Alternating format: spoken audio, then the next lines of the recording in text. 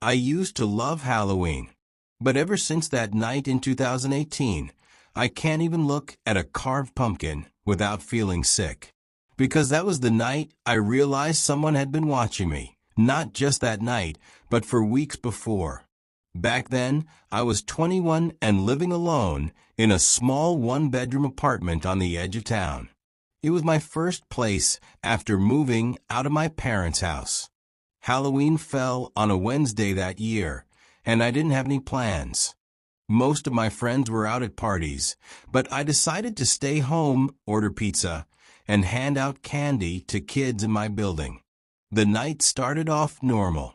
Around 7 p.m., the first few trick-or-treaters came by. Kids in cheap costumes, parents waiting in the hallway. The usual. By 9:30, things had gone quiet. The candy bowl was almost empty, and I figured the night was over. I turned off the porch light, the universal sign that trick-or-treating was done, and started cleaning up. That's when I heard it. 3 slow knocks on my door. At first, I thought maybe a kid was running late. But when I looked through the peephole, I didn't see anyone. The hallway was completely empty. I remember standing there for a few seconds, listening. Everything was silent. No footsteps, no voices, just the faint hum of the building's lights. I almost laughed it off, thinking maybe it was just some teens playing a prank. But when I turned around to walk back to my couch, I heard it again. 3 knocks. This time, softer.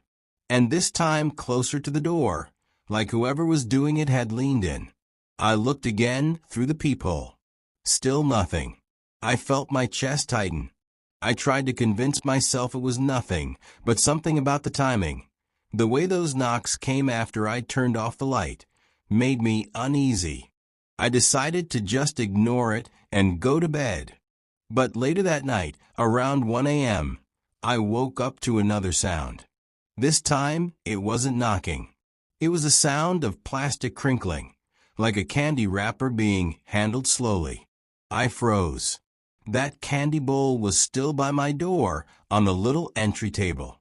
I got out of bed, crept into the hallway, and just listened. The sound stopped. I stood there, barely breathing. Then I noticed something that made my skin crawl. The faint orange glow from my jack-o'-lantern outside my door was gone. I opened my door just an inch, enough to peek outside. The pumpkin was smashed. Not like it had fallen. It looked like someone had deliberately stepped on it.